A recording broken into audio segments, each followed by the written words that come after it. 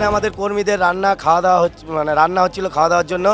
তো আমরা ওইখানে সবাই দাঁড়িয়েছিলাম, হঠাৎ করে তৃণমূলের 150 বাইক বাহিনী গুন্ডা বাহিনী এসে আমাদের উপর চড়াও হয়, আমাদেরকে মারধর করে। আমাদের একজন খুব গুরুতর আহত আছে, আমাদের গাড়ি 2খানা গাড়ি ভেঙে দেওয়া হয়েছে।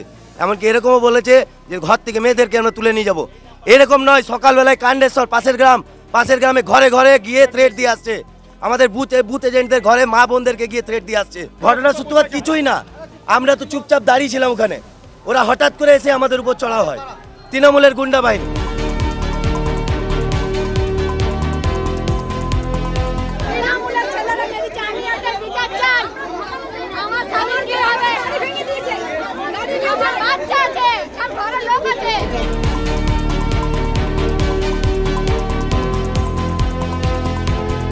আমরা দেখবো যাচাই করে অরিজিনাল তৃণমূলের না তৃণমূলের মধ্যে ঢুকে কেউ বদমাইশি সৃষ্টি করছে, এটা দেখতে হবে। নিশ্চয়ই ব্যবস্থা। এই বিষয়ে আমি কিছু বলতে পারবো না যতক্ষণ না যাচাই হবে। আমি যাচাই না করে কিছু বলতে পারবো, ঠিক আছে?